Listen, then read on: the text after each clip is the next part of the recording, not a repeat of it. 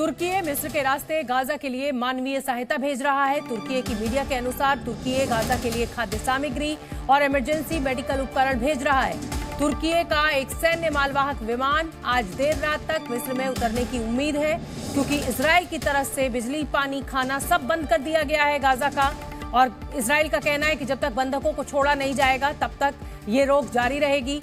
ऐसे में ground operation की भी चेतावनी इजराइल के द्वारा दे दी गई है। तमाम जो नागरिक हैं उनकी जिंदगी पर इस समय खतरा मंडरा रहा है। हालांकि यूएन ने कहा है कि ये मानवीयता के खिलाफ होगा, लेकिन इजराइल किसी भी हालात में मानने को तैयार नहीं है। उसका यही कहना है कि हमारे नागरिकों की जान गई है।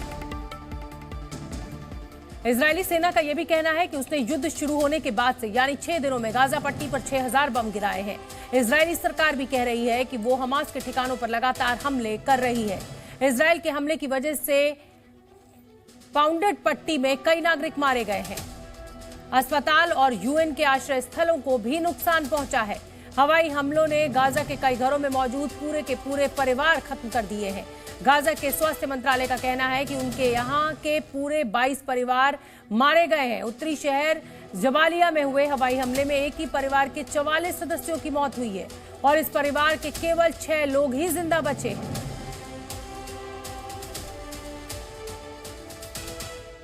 तो 6 दिनों में 6000 बम, ये तस्वीरें बयान करती हुई कहानी कि ये युद्ध कितना भीषण हो चुका है, भयावह स्थिति अख्तियार कर चुका है।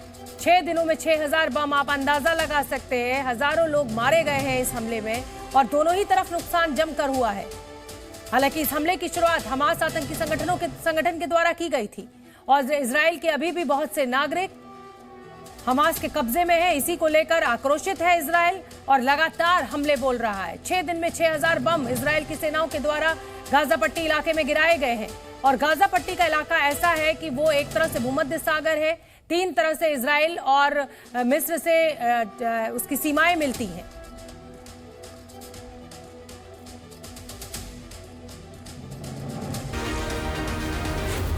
Z News.